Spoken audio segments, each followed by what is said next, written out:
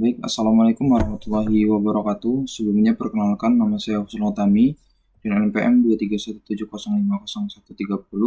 Sebelumnya di sini saya akan menjelaskan terkait latihan kedua tentang inferensi pengetahuan atau kelas sistem pakar.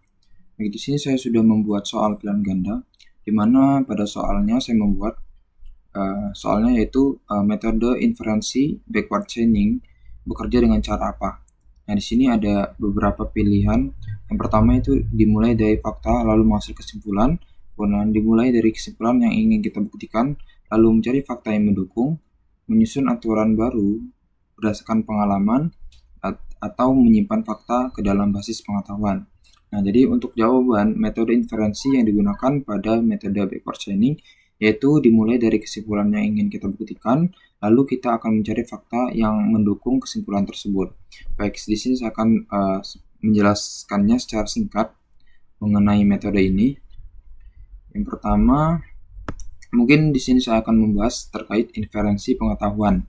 Nah, apa sih itu inferensi pengetahuan?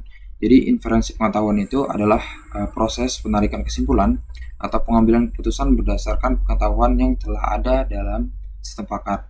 Jadi, inferensi pengetahuan adalah proses yang akan kita lakukan untuk menarik sebuah kesimpulan di mana kesimpulan itu diambil dari keputusan berdasarkan pengetahuan yang telah ada di dalam sistem pakar. Nah, di sini jenis-jenis dari pengetahuan inferensi ada inferensi deduktif, induktif, dan heuristik. Nah, jadi untuk pada contoh soal yang saya buat, yaitu ini kan tadi metode backward chaining itu bekerja dengan seperti apa gitu. Nah, untuk kita tahu, nah di sini terdapat metode backward chaining, di mana metode backward chaining yaitu metode inferensi yang dimulai dengan tujuan atau hipotesis dan mencoba untuk menemukan fakta-fakta yang mendukung atau membuktikan tujuannya tersebut. Nah, jadi sesuai dengan jawabannya, di mana metode inferensi backward chaining ini dimulai dari kesimpulan yang ingin kita buktikan. Setelah itu kita akan mencari fakta yang mendukung dari kesimpulan tersebut. Nah, sesuai ya. Nah, coba menemukan fakta mendukung atau membuktikan tujuan tersebut. Jadi kita menentukan kesimpulannya terlebih dahulu, kemudian dibantu dengan fakta-fakta yang ada untuk mendukung kesimpulan tersebut. Nah, dengan metode ini dia menggunakan pendekatan goal driven. Nah, seperti ini. Nah, cara kerjanya, nah tadi itu cara kerja dari metode ini, sistem mulai dengan sebuah tujuan atau hipotesis yang ingin dibuktikan. Kemudian mencari aturan, di mana sistem akan mencari aturan yang dapat membuktikan tujuan tersebut. Dan pemeriksaan fakta.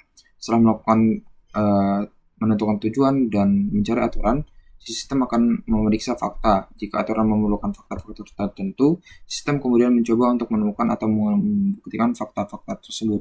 Nah, sesuai kan dengan cara kerja dari metode ini, yaitu dimulai dari kesimpulan, setelah itu kita mencari fakta. Nah, penelusurannya dilakukan secara rekursif. Nah, mungkin contoh dari metode backward chaining itu ini, mencari sebuah penerbangan yang datang di Bangkok, lalu mencatat kota asalnya. Kemudian dari penerbangan yang ada di dalam kota dan tetapkan asalnya. Nah, kemudian kita cari sampai Anda menemukan Lampung. Nah, backward chaining ini kayak simpelnya kita menentukan tujuannya terlebih dahulu. Setelah itu, setelah kita tahu tujuannya apa, kita tahu langkah-langkah yang akan mencapai tujuannya itu apa gitu. Oke, itu saja penjelasan singkat dari saya. Lebih kurangnya saya mohon maaf. Saya akhiri. Wassalamualaikum warahmatullahi wabarakatuh.